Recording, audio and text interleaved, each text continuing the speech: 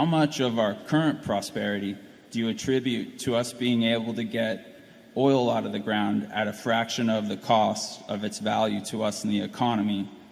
And how will we be able to live better in the future when we can no longer get more and more of this free lunch and we become dependent on more dilute sources like solar and wind?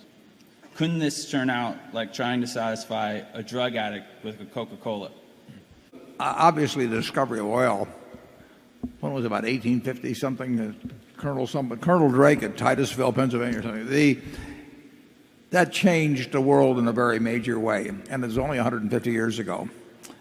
And since then, we've been sticking straws into the earth at an incredible pace. There's over 500,000 producing wells in the United States. Would you believe that? I mean, 11 barrel or 10 barrels a day average or something of the sort. I mean, we have really exploited what may have taken, I don't know, what it was, hundreds of thousands of years or millions of years to create.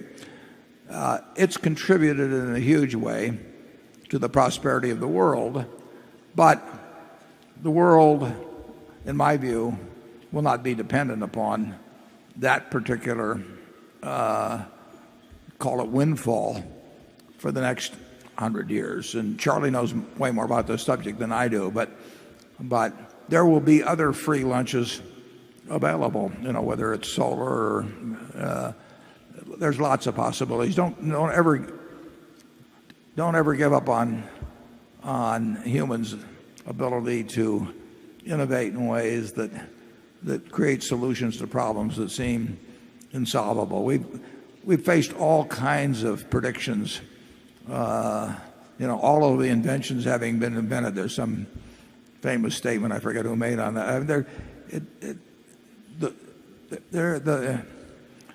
we haven't really started. I mean, if you could pick a time in history when you would want to be born, leaving out the nuclear, chemical, and biological threat, which is something to leave out, but I would pick today. The world has a bright future. Now, Charlie will give you the other side of that. Well, no, I think you're failing to recognize something really important. In the technology of 150 years ago, they really needed the oil to get ahead. In our advanced civilization, which has benefited from this last 150 years of technological expertise, we can get ahead without the oil if we have to.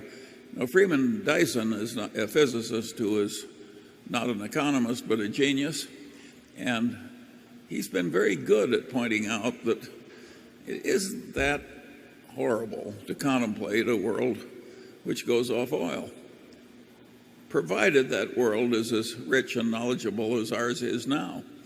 So the fact that they couldn't have got to where we are now without the oil starting 150 years ago does not mean we can't do without the oil if we have to. We need the oil and the gas and the coal eventually for chemical feedstocks more than we need it for keeping warm and propelling our vehicles.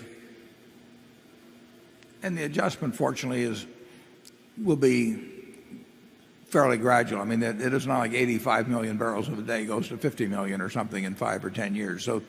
So it's a workable period of adjustment, in my view. If it doesn't bother Freeman Dyson, who knows more about it, I don't think it should bother you too much. He's always pulling that on me.